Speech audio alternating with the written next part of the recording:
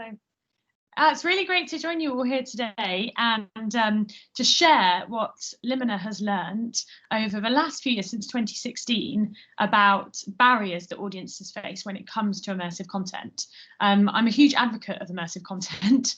As you could probably tell from, well, you'll see from the enthusiasm I do have for it, and my career has been pretty much dedicated, but at the same time, while there are so many benefits to this content, it can be pretty tricky getting past that hump of actually engaging audiences with it in the first place. As you'll see, there are barriers. So I'm going to run through a real whistle-stop tour of what those barriers are and quickly give you a few tips on how to overcome them. Before we start, though, I'll give you a bit of background on Limina. Essentially, after I worked at the BBC making VR in 2015, 2016, as much as I loved it, it was also quite, I guess, frustrating not to be able to access a really broad audience like my colleagues could. I was sitting in an office with BBC Three, and they were having all sorts of large broad audiences, millions sometimes for their shows, and making VR in 2015, 2016.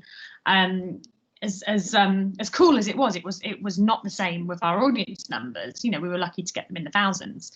So when I left the BBC with this goal essentially of broadening VR's audience, and when decided that I really was going to throw myself into this. So crossing this chasm, you may be familiar with this technology adoption life cycle, crossing this chasm from the early adopters to the early majority, which means that chasm, the reason why that's there, it's been added from the famous life cycle diagram by somebody called Jeffrey Moore, maybe some of his work in his book in 1991 called Crossing the Chasm. It's notoriously difficult to do this, to reach people who are beyond stereotypically assumed to be the sorts of people who would engage with them. I don't know if and has got their sound on. Sorry, yeah, I was just going to say, could people just mute? I think, Dave, you can mute all, but then you might have to unmute yourself, Catherine. But if people can unmute, sorry.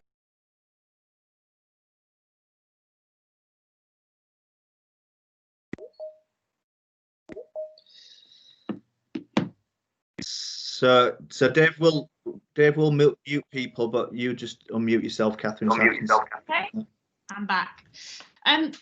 So ultimately, the threat that Limina wants to avoid is this with virtual reality and the rest of immersive, which is where innovators make work for early adopters, and then the early adopters enjoy that. They maybe get inspired to start making their own work, and then the cycle continues. So innovators making work for early adopters, exhibiting it, and it just stays actually quite a small industry. So that's where I guess Limina's real guide is how to reach across that chasm and engage new people who don't tend to be technology early adopters because of the benefits, especially in well-being, of immersive technology. So the data sources for what I'm about to share with you come from lots of research from essentially what we did since 2016 is running virtual reality theatres across the UK, across Europe, Australia. We found a way to meet audiences in the middle where we would create a time and a place for them to experience cultural creative virtual reality. And in doing that, we partnered with universities to do surveys and focus groups. Story Futures, which is part of Royal Holloway University, and King's College. So that's where we learned from over 15,000 audience members, what is it that they want, what they're nervous about. But then more recently, our project with NHS Arden and Gem, Lost in Song, which is a VR or 360 video singing in nature experience. You can try it out, lostinsong.com, prototype stage, but public at the moment. And then a report that I wrote and released with Nesta's Policy and Evidence Centre in December last year, which is called Beyond the Early Adopter. So it's from Limina's research, very much driven by that mission of bringing VR to people who are not early adopters, through in-location VR and then post-pandemic web-based immersive experiences. So firstly, device barriers. There is a big barrier in how to actually experience immersive in the first place, especially with VR. The way people used to do it pre-pandemic was by often outside of the home. The majority of people would experience it either in their workplace, a friend's house, or in what's called location-based VR entertainment. And you can see this is a Mordor Intelligence, their prediction for the VR market. It was forecast to grow. This was estimated in 2019. A compound annual growth rate of 32.5%, which is pretty good. And this was a real growing sector. But then along comes COVID, and there are lots of question marks. Obviously, it's had to pause for now, like so many other industries in entertainment, hospitality. But we don't know what's going to happen when things go back to something more normal again. So this was meant to be the way that people get around the device problem when they didn't own a headset, which can be quite expensive. Then there's also the issue around there were these headsets that were actually quite low cost that you could just put your phone into. But most of these have been discontinued. So, for instance, the Samsung Gear VR, the Google Daydream View, they work with, really often Samsung phones, Google phones, pretty accessible way. So what can we do when you've got these accessible forms of VR that have been now taken away? Well, look at what audience members have already. So, for instance, for Lost in Song, our audience members they already own a computer, often a laptop, a PC, even a tablet. So this is something that we just thought, well, let's make 360 experience that works without expecting anything special, and really makes the most of what people have already. So either look to what devices your audience member already own, or what device could they access but just in a healthcare setting. Okay, another barrier, perception. These images look familiar to you? This is what happens when I put in virtual reality into Shutterstock, the stock image library, and we get these images first that come up. They're the stereotypical images that often come to people's heads when they first think of virtual reality. And the sad thing is actually, you know, it's all, yes, it is kind of the same guy, young man.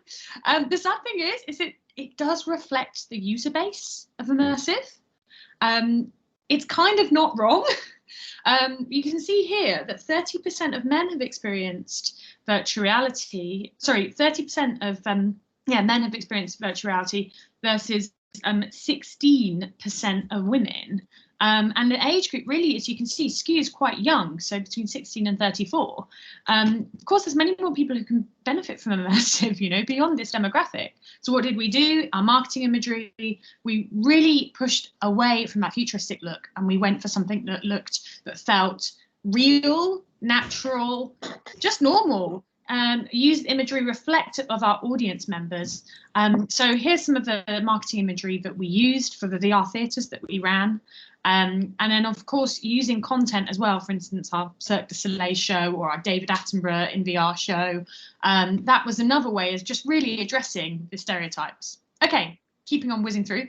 Time barriers. People's time. You're expecting them often to do VR in leisure time. That's really, you know, it's the slots that we have left at the end of everything else. But when you're thinking about your target audience, look at how much leisure time they have. I find gender is a useful way to look at this through here, because it can be so stark for differences in leisure time that men get versus women. This is pre-pandemic data from the ONS, but you see here that men get nearly 5 hours more leisure time a week than women. And of those 5 hours, 2.5 are spent on gaming and hobbies. So if you're appealing to women, for instance, remember that, like, there's many other groups as well. For instance, people, new parents as well, but you have less time to actually experience your work in. And that means that you need to consider really a pull that makes them think that, yes, you're risking this leisure time, but how can you make it demonstrate that it's worth that risk of precious leisure time? So when you have less leisure time, it's more scarce, it's more precious. So we use adverts like this to make it super desirable and also to feel really safe, something familiar about it. Zeitgeist topics, for instance, really, yeah, imagery that makes you really want to do something. Okay, and then talking about safety, my last barrier I want to talk about here is anxiety. See here, this looks like a typical image of somebody experiencing VR at a convention. Does this look normal to you? Maybe. But there's actually a lot wrong with this picture regarding anxiety, because we found with our audience studies that anxiety was a major barrier to putting a VR headset on your head. And the things that would specifically, what would concern people when you dig down is it's being watched, it's feeling like a wally, wondering about falling over, thinking, am I going to feel nauseous? Do I know if it's been cleaned? Am I going to catch a disease off this headset? So what you can do is consider all those anxieties, do some user testing, find out what your audience are anxious about, and then apply a duty of care, a specific duty of care. And I know, talking to people who work in healthcare, this may not be, maybe this is what you do anyway, but just remembering audience members, your users will have specific concerns often around virtual reality, and that by proactively addressing what those concerns are, that can make a real difference. And I'll just give you one major point here. We always get asked, have they been cleaned? To the point where we would very visibly put the cleaning products on display and we would mention it in our welcome host speech. It really, really matters. And I imagine coming out of pandemic even more so. I'm sure you do this anyway, but making sure that audience members know that it's been cleaned will really help. So in conclusion, to broaden VR audiences, screen VR that genuinely works for first timers. So remember, most of your audience members have probably never tried this medium before, because 77% of the population, according to Global Web Index, haven't tried it. Duty of care is everything. And here's from our VR Theatre some of the really lovely testimonials on Twitter from running our venue, but when we had a pop-up for 6 months in Bristol. And you'll just see that points that people made were around the duty of care. It was chilled, it was calming, it was enjoyable, people were concerned, but then they realised they didn't need to be concerned. So yeah, this kind of feedback makes everything very worthwhile.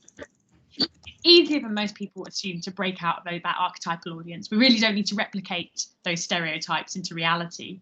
And good VR, of course, it all depends on context. It's all about that moment in time that you create for people. It's not just what's in their headset, it's everything around that. So on that note, thank you very much. Thanks for having me.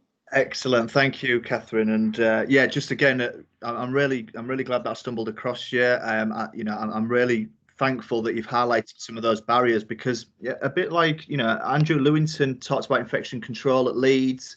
Like you said, there's a thing about marketing so that them images aren't just sort of young males. You're absolutely right, and I hope people take away some of those messages.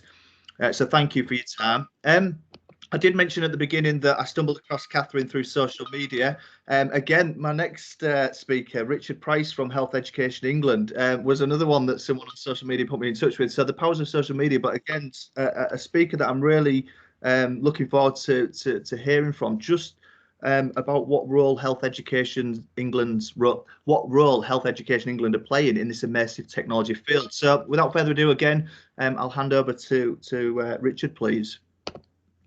Hey, thank you, Pete, and hi everyone. Good afternoon. Really excited to be here actually, and just talk a little bit about what we're doing at HEE, because I think sometimes people think about the sort of national bodies as being in their ivory turrets and not having any contact with the real world, but actually I think a lot of the stuff that we've been doing is really exciting, and actually we've been doing a lot of prototypes and things with virtual reality and augmented reality. So if you're not familiar with Health Education in England, it's the organisation that's responsible for the education and training of everybody that works within health and care in the UK, so nominally sort of 1.2, 1.3 million people, all the way through from work experience to undergraduate education, postgraduate, and then workforce education all the way through to when somebody retires. So it's a big task, but I'm in a really privileged position to work in a team that's responsible for looking at all of those stages of a learner's journey and how we can look at how we implement technology within each of those stages. So historically, that's been things like e-learning and looking at things like that, but increasingly, and I think the pandemic has pushed this forward quite dramatically in terms of the adoption of things like virtual and augmented reality, we are starting to look at this technology and more seriously, and there's been a lot more uptake of that, which is really exciting. So we're currently, and what I'm hoping to sort of talk about today is a little bit about some of the pilots we've been running, and then some of the infrastructure and the systems we're putting in place to support organisations working in the NHS to actually spread the adoption of this technology. So that ranges from things like procurement to putting in sort of platforms for the delivery of this education and training. But I wanted to start just by showing a quick video. this is, I should give this guy a name really.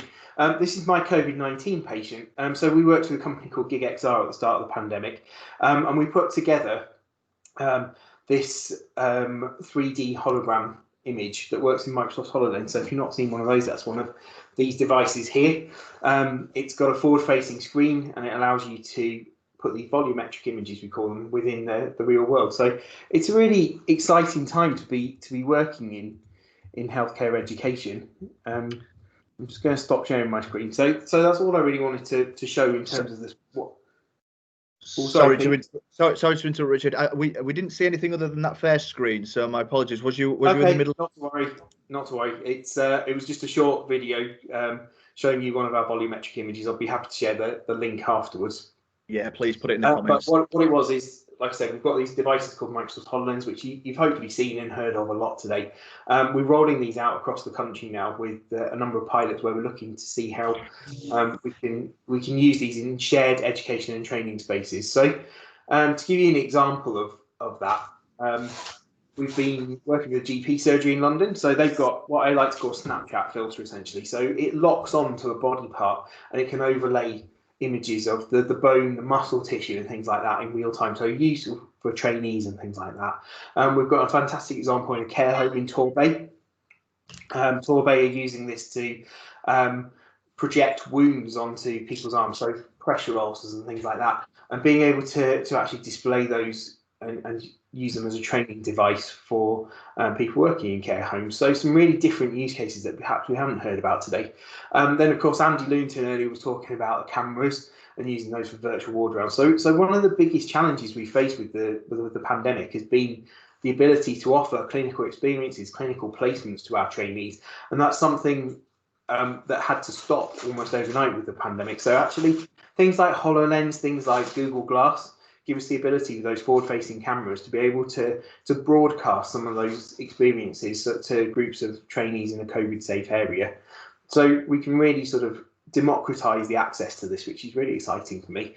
And another thing I really like is sort of the virtual reality side of things. So one of the things I really like about this is actually that these devices here, these 360 cameras, they cost a lot less than they historically have. So this is about £200, this camera, which is sort of consumer level prices, and you can actually start doing some really exciting stuff with that. So taking that, putting that into a piece of software that allows you to then demonstrate a procedure or a simulation or something like that, which historically we would have done in a face-to-face setting, but using sort of fairly low tech technology to be able to deliver that and demonstrate that. So there's things going on there which I think are really exciting in terms of the pilots. But like I say, I think our primary role really is starting to look at how we increase the spread and adoption of this and support NHS Trust to actually roll out this content and this technology.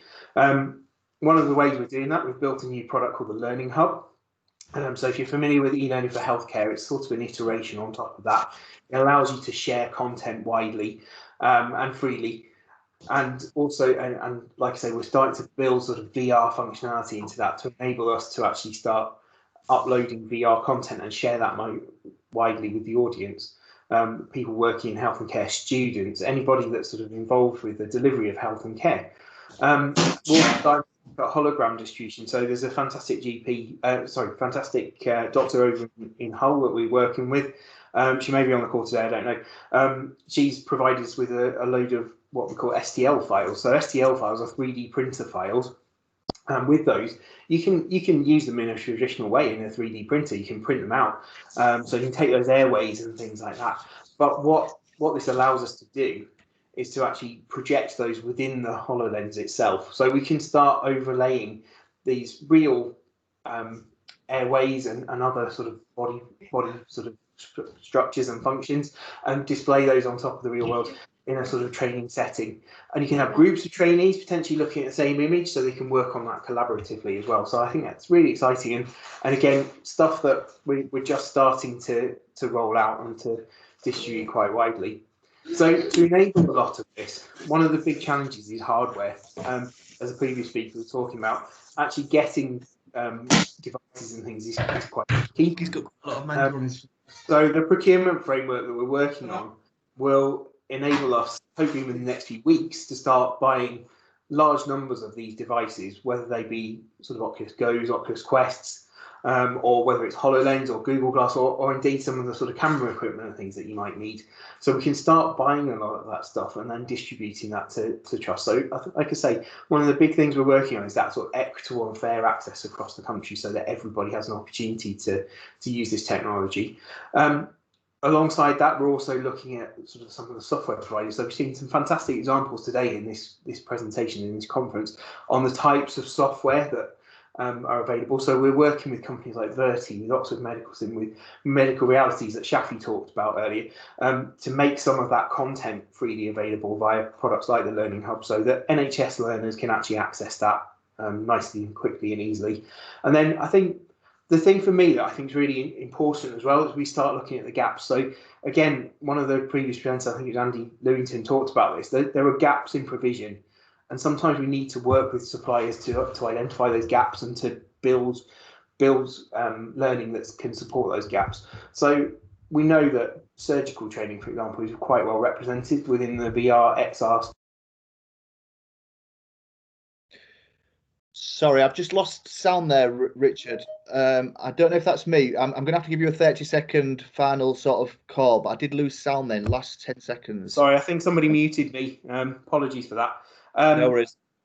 So yeah, like I say, just on about equity of access, a lot on in the surgical space, and then I lost you on sound. So what I was just going to say is there are gaps in provision around sort of things like mental health that we know about. So we'd be looking to commission suppliers to work with us to try and fill some of those gaps. So like I say, I think we're on the cusp of some really exciting pieces of work happening. And like I say, I think the pandemic's really pushed this forward. Something that we were, dare I say, playing with at this time last year has actually become sort of quite mainstream now, and something we're investing quite significantly in and trying to raise the profile of it and improve the way that we deliver education and training. So I'm conscious time is up, so just a big thank you from me to say thank you for inviting me today, Pete. And if you was an absolute get in contact, it would be great to speak more about potential pilots and looking at how we can work with you.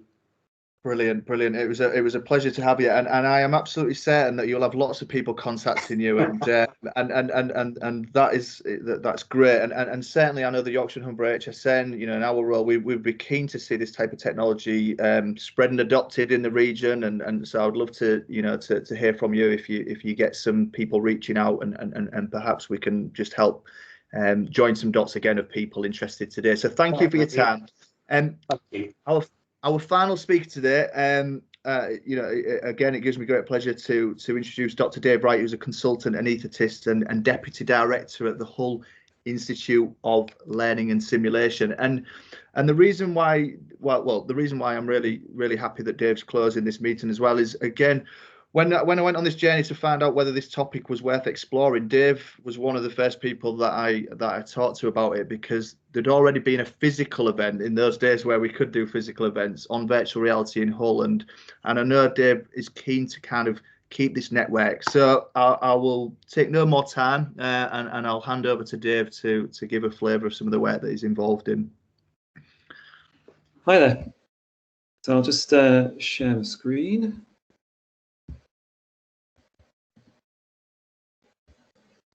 Okay. Are you getting that there? We are, Dave. That's brilliant.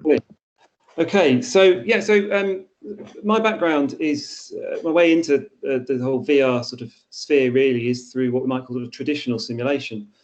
So this would be an example of a sort of standard simulation that we used to do pre-COVID. So this is actually a COVID preparation simulation. So it would be normally training with whole teams, either in a simulation centre or in a clinical setting, so in situ simulation, looking at both sort of simulation for training and simulation for quality improvement and increasingly process testing. And one of the key points of simulation is that it is immersive, and that led on really to this sort of awareness of the immersive spectrum of technologies. So in the past couple of years, we're really just trying to dip our toes in the water and find out what was out there and try some different things and explore. So as we've done that, we've broadly looked at two areas for the VR spectrum.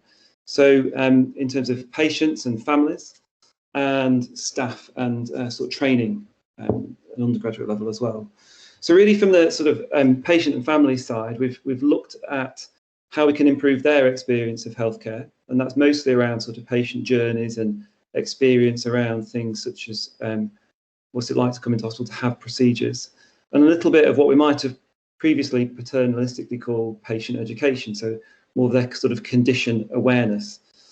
And then from the sort of professional side of things and the training side of things, it's really broken down into training at both undergraduate and postgraduate levels.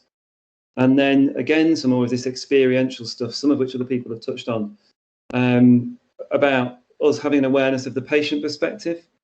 So one example of that might be a project which we had got started and has been paused because of COVID, but around autism awareness and what it's like to be presented with a hospital setting if you have autistic spectrum disorder.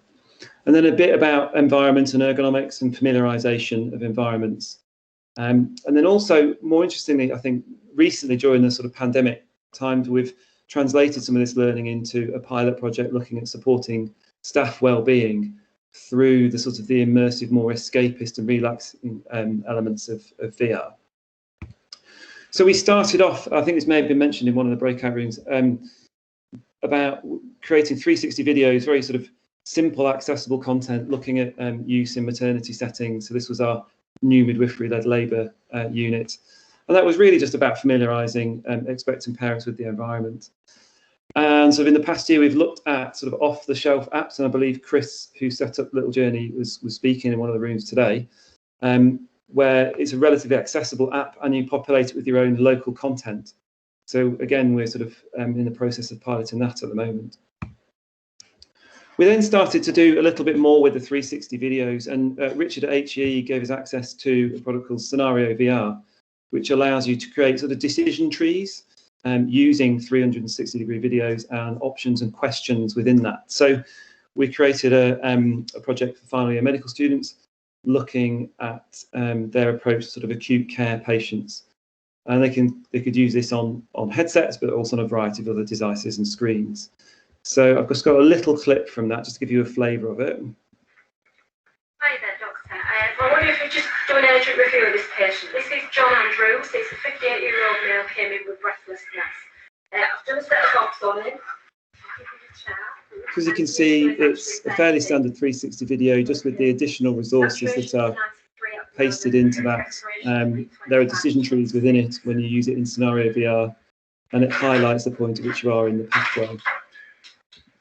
So that was our first pilot of that type of resource. And then, as others have mentioned, with the pandemic, we created a similar resource for the sort of final phase medical students, working with some of the teaching fellows locally to develop a series of resources that were then delivered over a Teams type platform in a facilitated way. So not live, but pre-recorded scenarios with options in them that were then facilitated with an experienced debriefer, combining our sort of traditional experience of simulation with some of the newer technologies. This is just an example of what we've done for theatres. So when we can't take large groups of trainees around theatres at the moment to give them their induction, which is obviously an essential point of familiarisation with the environment.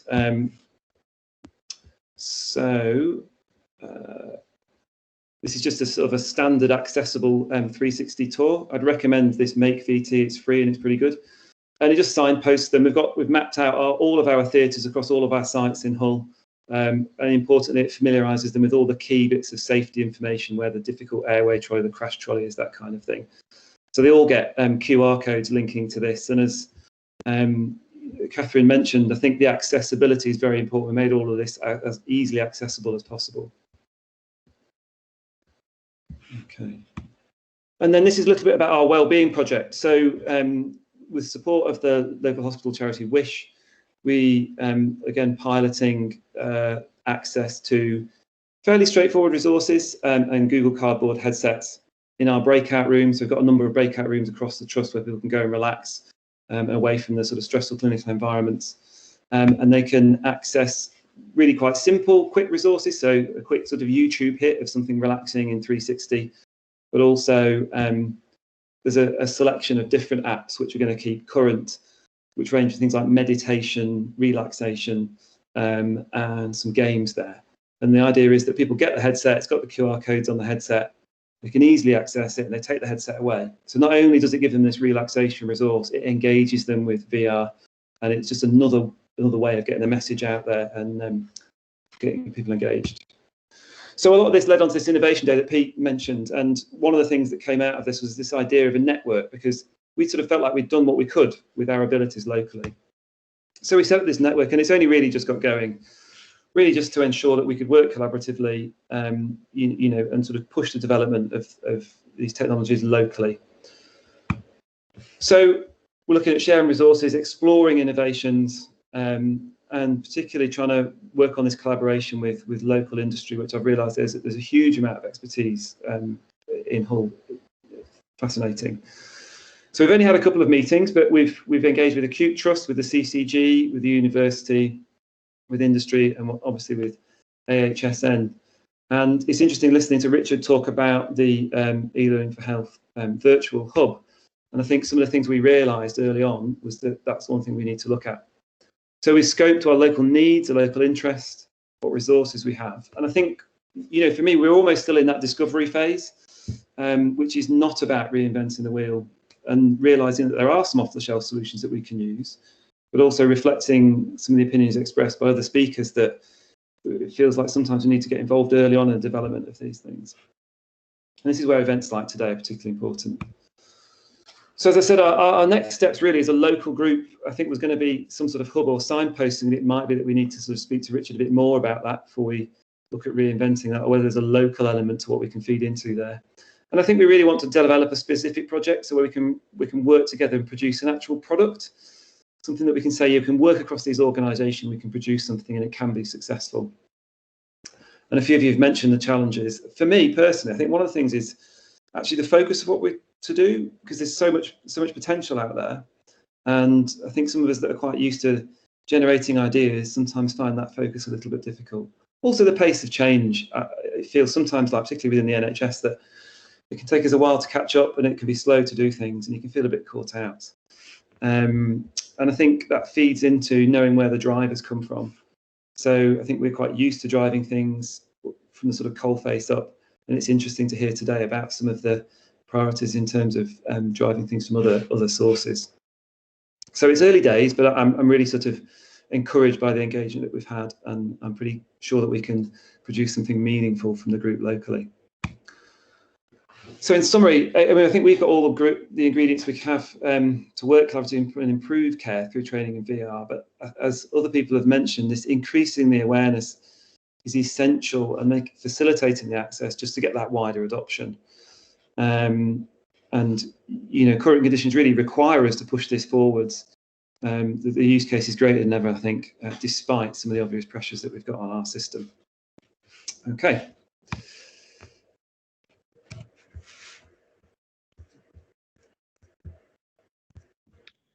Good, thank you for that, Dave. So, Pete, I think as I'm the sort of last sort of speaker. Well, yeah, sorry, just you can stop sharing your screen because I've got an awful image of me in full view, and thank you. Yeah, if you just, there we go, brilliant. Thank you, Dave, and please feel free to put your camera back on. There we go. Okay. So yeah, I'm the last speaker today before we go into the spatial room, which I'd highly recommend. I've been really impressed with that. So I'm just going to make a few closing comments, if that's okay. I mean, the first thing to say is that I think I've just been amazed by what's out there and really encouraged by some of the projects that are happening across the region and nationally. And there's definitely some people I'd like to talk to after today's event, and I can definitely learn a lot from them. It's really opened my eyes. In particular, we've sort of often focused on pre-generated material, but the sort of the live streaming elements and the actual bedside stuff I find really interesting.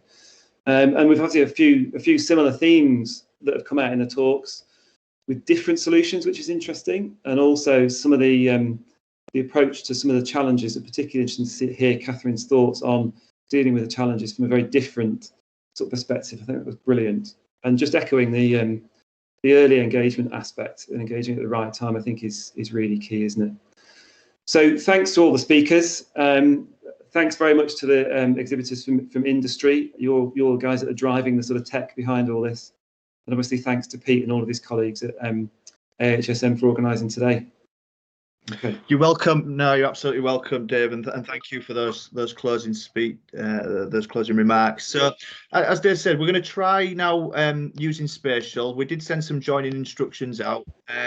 Now that does have a capacity of 30, and I'll be honest with you, I'm not quite sure how many people want to test it. So that's 30 actually in the room, I believe. I can set up other rooms if need be. But if you don't have a virtual reality headset, you can watch it online by clicking that link and see us interacting in that room. They have just brought out the official iOS and Android apps, and I hope people that might have heard Spatial speaking in one of the rooms would have heard that.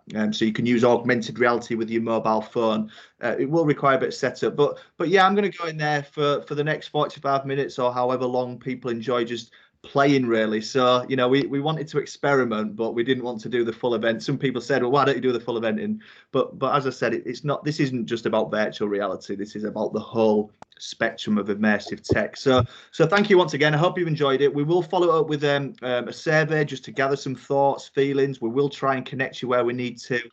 And hopefully that this isn't the end of a conversation. And if you've enjoyed it, please, you know, do let us know and keep tweeting and going on LinkedIn. I see many of you have done that. So thank you again for your time, and for those that are going to join us in Spatial, I'll see you in 5 minutes.